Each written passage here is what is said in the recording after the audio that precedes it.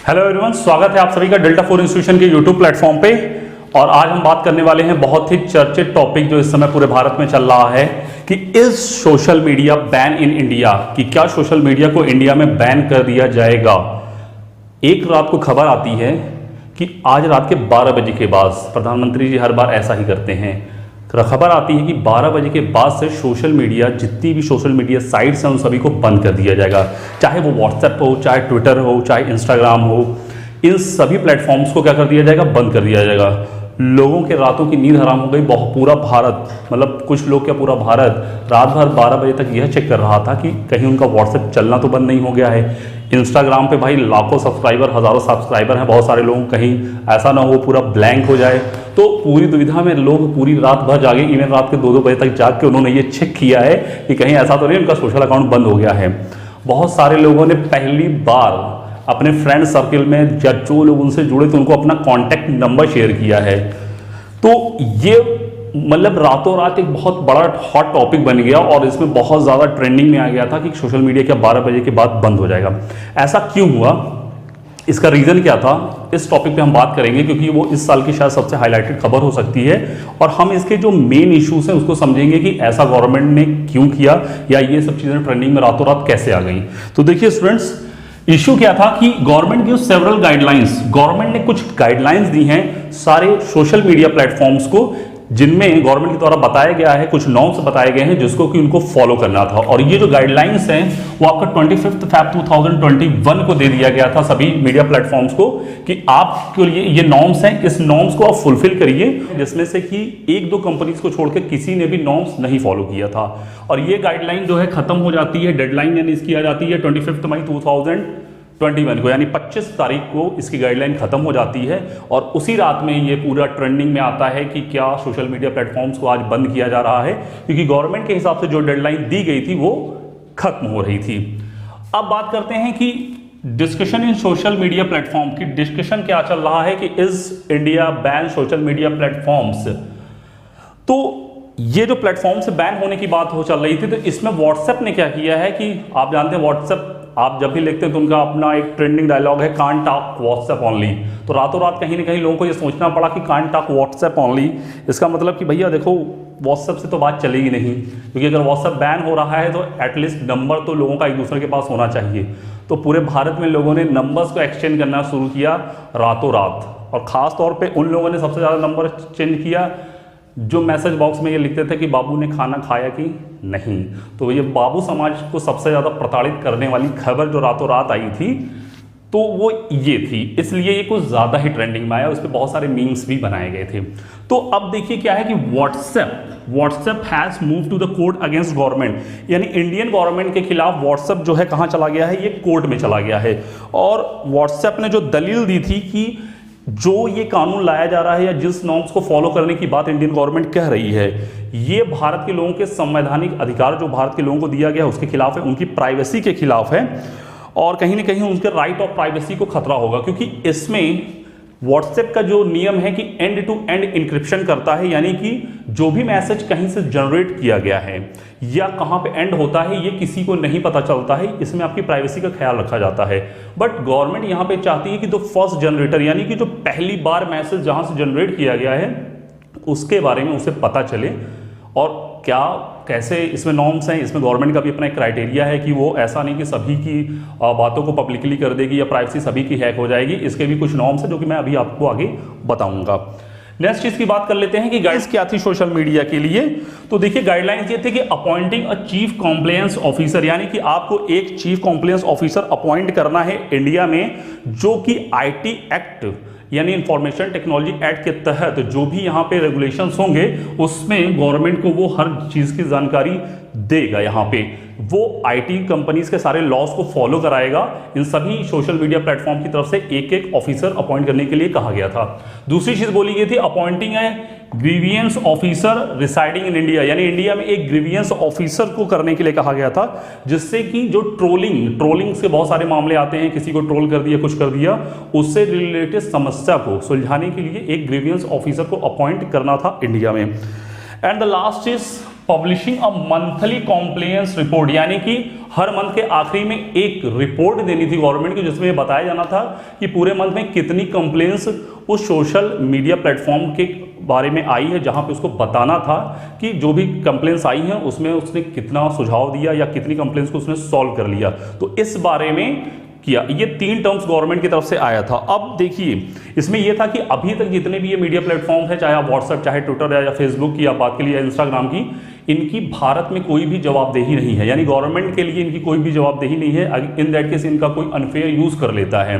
तो ये किसी भी तरीके से रिस्पॉन्सिबल नहीं है इंडियन गवर्नमेंट या इंडियन पीपल्स के लिए कि ये कोई जवाबदेही देंगी। तो गवर्नमेंट ये चाहती है कि इनकी भारत के लिए जवाबदेही बने, कि अगर हम इनसे कुछ भी आस्क करें, कुछ भी पूछें किसी चीज को लेकर, तो ये उसका जवाब हमें दें, ऐसा ना हो कि ये पल्ला झाड़ ले सीधा सीधा। तो ये मेन फैक्टर था। उसके बाद बात करते हैं कि गवर्नमेंट ने यहां पे कहा है कि the digital media companies will have disclose the identity of the first originator of information, यानी जो मैंने जो व्हाट्सएप जिस चीज को लेके कोर्ट में गया है कि एंड टू एंड इंक्रिप्शन है, हम पब्लिक की प्राइवेसी को कैसे खोल सकते हैं सभी के लिए। तो यहां पे क्या है कि गवर्नमेंट का उसमें एक नियम था कि आपको डिस्क्लोज करना पड़ेगा अगर कोर्ट या गवर्नमेंट ये चीज हस्तक्षेप करती है कि हमें इस चीज के बारे में बताइए। तो फर्स्ट ओरिजिनेटर ऑफ इंफॉर्मेशन, यानी कि पहली बार उस इंफॉर्मेशन को जिसने भी शेयर किया या बनाया है, आपको उसके बारे में डाटा देना पड़ेगा। गवर्नमेंट ऑर्डर के द्वारा या कोर्ट ऑर्डर के द्वारा आपको इंडियन गवर्नमेंट को प्रोवाइड करना पड़ेगा। अब ये ऑर्डर भी कुछ कंडीशंस में ही लागू होते हैं, जैसे कि लिखा है such order will be passed by the specified purpose. कुछ पर्पसेस के लिए ऑर्डर दिए जाएंगे इंडिया में, इंक्लूडिंग इन्वेस्टिगेशन ऑफ ऑफेंसेस, यानी कि किसी भी तरीके का ऑफेंस हो जिसमें कि उसमें है sovereignty, security of the state, public order और सेक्सुअल वायलेंस, यानी कि अगर कोई दंगा, सोवर्जिनिटी का मतलब है कोई दंगा फसाद अगर होता है तो इस कंडीशन में पब्लिक को बहुत सारे भ्रम, बहुत सारी भ्रांतियां फैला के ये सब चीजें करवाई जाती हैं। तो वहां पे ये पता चलना चाहिए कि पहली बार ये क्यों, कैसे और कब किसने कराया है, तो इससे आइडेंटिफाई किया जा सके उस इंसान को या उस पूरे ब्लॉक को या जो लोग इसको करवा रहे हैं। तो वो पहला हो गया। दूसरी चीज सिक्योरिटी ऑफ द स्टेट, यहाँ पे स्टेट है, स्टेट इसलिए इस्तेमाल किया गया क्योंकि स्टेट मतलब राज्य होता है, मगर हम यहाँ पूरे देश को, क्योंकि भारत को भी हम भारतीय गणराज्य बोलते हैं, तो स्टेट का मतलब है that is the security of the state, यानी किसी भी देश की जो सिक्योरिटी है उसमें कुछ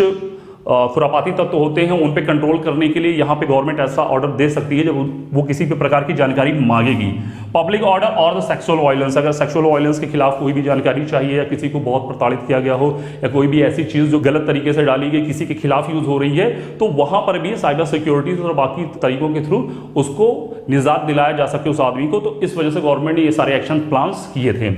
अब क्या है, guideline for the OTT platforms. OTT platforms क्या होता है, एक बार आप लोग वेबसाइट पे जाकर जरूर चेक करिएगा ओटीटी प्लेटफॉर्म्स के लिए क्या गाइडलाइन थी। तो इसमें बोला गया था जितने भी आपके डिजिटल प्लेटफॉर्म्स हैं, ओटीटी प्लेटफॉर्म्स मतलब जितने भी डिजिटल प्लेटफॉर्म्स हैं, उनके लिए क्राइटेरिया लाया गया था कि classify content in age appropriate categories as specified, यानी कि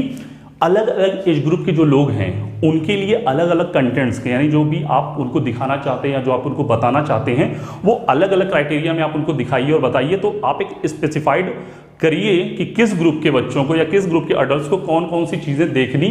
हैं। तो ये बहुत बड़ा मसला था यहाँ पे। ओटीटी का वैसे फुल फॉर्म है आपका ओवर द टॉप, तो इसको याद रखिएगा और थोड़ा सा इस पे देखिएगा। फिर बात करते हैं implementing on age verification mechanism for access to adult content, यानी कि जहां पे गवर्नमेंट बात कर रही है कि आप कुछ ऐसा एज वेरिफिकेशन मैकेनिज्म बनाइए अपनी वेबसाइट्स पे, अपने प्लेटफॉर्म्स पे, जहां पे सुनिश्चित किया जा सके कि जो कंटेंट है यानी अडल्ट कंटेंट, यानी कि 13+ एज के लिए कंटेंट है, 16+ एज के लिए कंटेंट है या अडल्ट के लिए है, यानी तीनों फॉर्म्स में आप ये बताइए कि कौन सा फॉर्मेट या कौन सा जो आप डाटा देना चाहते हैं वो किस एज ग्रुप के लिए। ऐसा ना हो कि कोई बहुत मतलब संवेदनशील चीज हो जिसको बच्चे भी देख रहे हैं। तो इन सब चीजों को उसने वरीयता दी है कि इस प्लेटफॉर्म्स को आप डिफरेंशिएट करिए कि कौन किस चीज को देख सकता है। Next thing is the access control measures such as parental controls, यानी कि वहां पे जो चीजें चल रही हैं उस पर एक पेरेंटियल कंट्रोल हो, यानी कि जैसे कि बच्चों के माता पिता या वो भी इस चीज को कंट्रोल कर सके कि बच्चे के लिए क्या चीज अच्छी है क्या चीज नहीं। जैसे कि आप लोग यूट्यूब देखते हैं, यूट्यूब सभी लोग चलाते हैं और हमारा प्लेटफॉर्म भी यूट्यूब पे ही है, तो आपने देखा होगा यूट्यूब सभी के लिए है। इसके अलावा अभी क्या किया गया है कि आपका यूट्यूब म्यूजिक आ गया, यानी म्यूजिक के लिए एक अलग सेक्शन है। जरूरी नहीं है कि आप यूट्यूब प्लेटफॉर्म से सब कुछ देखें, अगर आपको सिर्फ म्यूजिक में इंटरेस्ट उसी तरह यूट्यूब किड्स आ गया है, यानी किड्स के लिए एक अलग सेक्शन बनाया गया है और वहां पे पूरा लिस्ट मांगा जाता है, वहां पे पूरा डाटा किड्स के लिए रखा गया है। तो एक स्पेसिफाइड जोन के लिए एक स्पेसिफाइड चीज बनाई गई है। तो बच्चे जो हैं वो किड्स प्लेटफॉर्म पे जाके देखें, बड़े लोग जो हैं वो सभी प्लेटफॉर्म्स का इस्तेमाल कर सकते हैं। तो वो सब चीजें। फिर क्या, improving accessibility of content for disable person, यानी जो भी डिसेबल्ड पर्सन है उनके लिए कुछ कंटेंट्स और अच्छे ले जाएं, उनके लिए कुछ रोचक चीजें लाई जाएं, जिससे कि उनका भी इन प्लेटफॉर्म्स पे जो है आवागमन ज्यादा हो पाए। जैसे कि आप देखे होंगे कि जो लोग सुन नहीं पाते हैं, आप यूट्यूब देख लीजिए, कोई मूवीज देख लीजिए, कोई मतलब किसी भी तरीके के सोशल मीडिया प्लेटफॉर्म देखिए, वहां पे आप देखेंगे नीचे सबटाइटल्स चलते हैं। तो जो लोग सुन नहीं पाते हैं उनको सबटाइटल्स के थ्रू बहुत सारी जानकारी समझने को मिलती है, या सब कुछ वो समझ ही जाते हैं। तो कुछ ऐसा ही लाने की बात कही गई है यहां पे, जब हम बोल रहे हैं कि डिसेबल पर्सन के लिए क्या मतलब सोशल मीडिया प्लेटफॉर्म्स कर सकते हैं। तो ये सारी बातें थी जिसको कि गवर्नमेंट ने निर्धारित किया था कि सोशल मीडिया प्लेटफॉर्म्स को बताना है। बट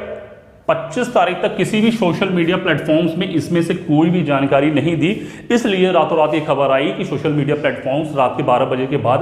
बंद कर दिए जाएंगे। अब देखिए, इसमें एक गाइडलाइन आई थी कि न्यूज़ पोर्टल्स के लिए। अभी तो हमने गाइडलाइंस की बात की है कि सोशल मीडिया प्लेटफॉर्म को क्या गाइडलाइन मिली, ओटीटी प्लेटफॉर्म्स को क्या गाइडलाइन मिली। फिर यहां पे क्या था कि न्यूज़ मीडिया को भी एक गाइडलाइन दी गई थी, जिसमें कहा गया था, मैं थोड़ा सा पढ़ के आपको बता देता हूं, कि to observe norms of journalistic conduct of the Press Council of India, यानी कि सभी मीडिया प्लेटफॉर्म्स को Press Council of India and the programme under code the cable television network regulation act, यानी कि जो programme cable television network regulation act के तहत चल रहे हैं, इसको फॉलो करना पड़ेगा सभी मीडिया प्लेटफॉर्म को। और ये किस लिए फॉलो करना है, ताकि ऑफलाइन यानी कि प्रिंट और टीवी मीडिया को, दूसरा चीज डिजिटल मीडिया को, दोनों को एक प्लेटफॉर्म पे लाया जा सके, किसी के साथ पार्शियलिटी न हो।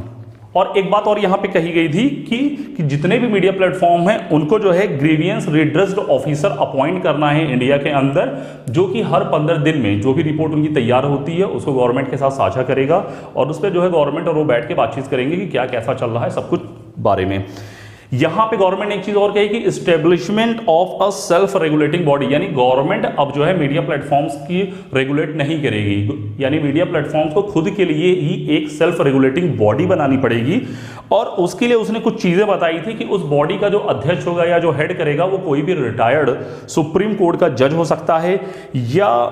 हाई कोर्ट का जज हो सकता है, या कोई इंडिपेंडेंट इमिनेंट हो सकता है, इमिनेंट पर्सन हो सकता है। हैव नॉट मोर 6 मेंबर, यानी यहां पे ये चीज और भी बताई है कि इस पूरा मतलब ये जो आप बनाएंगे सेल्फ रेगुलेटिंग बॉडी, इसमें सिर्फ 6 मेंबर्स हो सकते हैं, और इस बॉडी को ministry of information and broadcasting department से सदस्यता भी लेनी पड़ेगी, यानी कि वहां पे हमें जाके इसको रजिस्टर भी कराना पड़ेगा। तो ये मेन फैक्ट था यहां पे। अब देखिए, ऐसा क्यों आ रहा है कि सोशल मीडिया प्लेटफॉर्म्स पे इतनी बंदिशें लगाई जा रही हैं। देखिए, बीच में काफ़ी सारे स्रोतों से क्या था, कई न्यूज़ चैनल और टाइम्स ऑफ इंडिया ले लीजिए, या बहुत सारे न्यूज़ आर्टिकल्स में था, उसमें एक दो खबरें आई थी कि ट्विटर पे बहुत कोविड-19 में जो भी चीज़ें चल रही हैं उसके बारे में कुछ भ्रामक चीज़ें भी ट्विटर पर फैलाई जा रही हैं। और ट्विटर आजकल में ट्रेंडिंग इतना ज़्यादा है कि कोई भी अगर एक गलत पोस्ट भी आए तो लाखों लोग उसको फॉलो कर ही लेते हैं, जाने अनजाने में। वैसे अनजाने में ही करते हैं लोग, क्योंकि भ्रम को फॉलो कोई जानबूझ के नहीं करता है। दूसरी चीज़ वहाँ पर एक आई थी कि एक नोटिस दी गई थी जिसको मैंने पढ़ा था, और अगर आप भी चाहेंगे तो उसको सर्च मारेंगे, जिसमें गवर्नमेंट ऑफ इंडिया ने एक स्टेटमेंट दिया था ट्विटर को, जिसमें 1200 से ज्यादा अकाउंट्स को ब्लॉक करने की बात कही थी, क्योंकि उनका ये मानना था कि ये जो भी अकाउंट्स हैं ये फ्लैग्ड बाय खालिस्तान सिंपैथाइजर्स, यानी कि खालिस्तान समर्थकों के द्वारा या बैक्ड बाय पाकिस्तान के द्वारा चलाए जा रहे हैं। ऐसे बात गवर्नमेंट ऑफ इंडिया ने कही थी, जिसमें से कि बाद में 1100 या 1000 से ऊपर की 1100 अकाउंट्स को शायद डिलीट कर दिया गया था, और बाकी पे वो अपना ट्विटर जो भी है प्रोविजंस ले रहा था। तो इस वजह से इस चीज को लागू करना देश में जरूरी था, ऐसा गवर्नमेंट का कहना है। अब बात कर लेते हैं, is government really going to ban, यानी क्या भारत सरकार सच में सोशल मीडिया प्लेटफॉर्म्स को बैन कर सकती है? तो हाँ, बैन कर सकती है। गवर्नमेंट को पूरी अथॉरिटी होती है, वो चाहे तो बैन कर सकती है। गवर्नमेंट चाहे तो क्या नहीं कर सकती, बैन तो बहुत छोटी सी चीज़ है। एक रात में अगर नोटबंदी कर सकती है तो बैन कौन सी बड़ी चीज़ें हैं, ऐप तो रातों रात तैयार हो जाएंगी। बट ऐसा नहीं करेगी गवर्नमेंट। उसका भी रीज़न है, government will not give the benefits under the section 79 IT act, यानी कि गवर्नमेंट ने यह कहा है कि जो भी सोशल मीडिया कंपनीज इस पूरे गाइडलाइंस को फॉलो नहीं करेंगी उनको सेक्शन 79 यानी 79 एक्ट के तहत जो भी बेनिफिट्स दिए जाते हैं उन बेनिफिट्स को नहीं दिया जाएगा। अब आप कहेंगे सेक्शन 79 क्या है? तो देखिए सेक्शन 79 में एक चीज़ ये है, एक एग्जांपल आप समझ लीजिए कि बहुत सारी भ्रामक चीज़ें या बहुत सारी चीज़ें क्या होता है फेसबुक के थ्रू लोग फैला देते हैं। मान लीजिए हमने फेसबुक पर कोई भी कंटेंट डाला जो कि काफ़ी लोगों को गुमराह कर रहा है, या मान लीजिए किसी दंगे को भड़काने के लिए किसी भी चीज़ के लिए किया गया हो, 79 सेक्शन उन सोशल मीडिया प्लेटफॉर्म को ये बेनिफिट देता है कि वहां पे जब भी केस फाइल किया जाएगा या कोई भी ऐसी रिपोर्ट की जाएगी तो उस इंसान के खिलाफ केस फाइल होगा, न तो कि उस कंपनी के खिलाफ जिसके प्लेटफॉर्म को यूज करके ये भ्रांतियां फैलाई गई हैं। बट जब कंपनी इन गाइडलाइंस को, गवर्नमेंट की दी हुई गाइडलाइंस को फॉलो नहीं करेगी, तो गवर्नमेंट ने कहा है कि हम आपको सेक्शन 79 का बेनिफिट्स नहीं दे पाएंगे। इसका मतलब अगर कोई भी ये ऐसी कोई भी करतूत करता है, मतलब ऐसा कोई भी काम करता है, करतूत क्या करता है, ऐसा कोई भी काम करता है वहाँ सोशल मीडिया प्लेटफॉर्म पे, तो कहीं ना कहीं उस आदमी के खिलाफ तो कंप्लेंट दर्ज होगी, मगर उस मीडिया प्लेटफॉर्म के खिलाफ भी केस दर्ज किया जा सकता है, क्योंकि आप वहाँ पे कहीं ना कहीं सर्विस प्रोवाइडर का काम कर रहे हो और डायरेक्टली जिसका कि गवर्नमेंट से कोई भी कॉन्टैक्ट नहीं है, या गवर्नमेंट का जो कि कोई भी गाइडलाइन आप फॉलो नहीं कर रहे हो, तो इस कंडीशन में गवर्नमेंट आपसे वहाँ पे क्वेश्चन कर सकती है। तो IT कंपनीज के एक्ट में इस बार ये चीज़ें लाई गई हैं, जो कुछ चीज़ें थी जो बहुत इंपॉर्टेंट चीज़ें थी जो कि मैंने आपके साथ शेयर की हैं यहाँ पे, तो उसके अगेंस्ट भारत सरकार एक्शन ले सकती है जो भी कंपनीज इसको फॉलो नहीं करेंगी। तो अभी व्हाट्सएप क्या है कि कोर्ट में लेके गया है इंडियन गवर्नमेंट को कि भाई देखिए इससे प्राइवेसी एंड हो जाएगी और एंड टू एंड हमारा इंक्रिप्शन है, बट गवर्नमेंट मांग रही है कि हमें फर्स्ट ओरिजिनेटर तो एटलीस्ट चाहिए, और कहीं काफ़ी हद तक ये सही भी है क्योंकि इससे क्राइम को काफ़ी हद तक कंट्रोल किया जा सकता है। तो अब देखते हैं, मुद्दा कोर्ट में है, क्या हो सकता है क्या नहीं, तो आने वाला वक्त ही बताएगा कि सोशल मीडिया में कौन से प्लेटफॉर्म बैन किए जाएंगे, कौन से प्लेटफॉर्म बैन नहीं किए जाएंगे, या इसके बीच का कोई सुझाव आता है, इसके बीच की कोई चीज़ें आती हैं निकल कर, एक सोल्यूशन निकल के शायद आएगा। तो देखते हैं आगे क्या होता है। मुझे उम्मीद है कि आज का सेशन आप लोगों को अच्छा लगा होगा, और जो सेशन का मेन टॉपिक था social media ban in India, रातों रात बहुत ज़्यादा खबर आ गई थी इस चीज़ के बारे में और त्राही त्राही मच गई थी चारों तरफ, और ख़ास तौर पे यंगस्टर में बहुत, क्योंकि यंगस्टर इस समय 24/7 सोशल मीडिया पर ही अटका हुआ है, उससे ज़्यादा नहीं है। तो कहीं ना कहीं सबसे ज़्यादा डर तो उनको आ गया। मतलब एक तो देखो इंस्टाग्राम फॉलोवर्स को बहुत डर लगता है यहाँ पे। इंस्टाग्राम तो एक ऐसा प्लेटफॉर्म है जहाँ पे कि मतलब आदमी एक दूसरे को फॉलो करेगा और आप उसको फॉलो बैक करिए, उसके बाद वो अनफॉलो कर देगा तुरंत, ठीक है। और हद तो तब हो जाती है जब कुछ लोग ऐसे आ जाते हैं, एक तो इंस्टाग्राम पे आएंगे, ऊपर से क्या करेंगे, उसको प्राइवेट कर देंगे। भाई साहब जब सोशल मीडिया प्लेटफॉर्म पे ही आना है तो प्राइवेट ही क्यों, इससे अच्छा आप मत आओ ना इंस्टाग्राम पे। तो बहुत सारे लोग, ये तो खैर मजाक की बात है। तो आई होप सो दैट आज का टॉपिक आपको समझ में आया होगा, और जैसा भी आपको लगे इसमें क्या आपको जनरल नॉलेज की बातें लगी, क्या भी आपको सीखने को मिला, तो कमेंट बॉक्स में कमेंट करके जरूर बताइएगा। Thank you so much.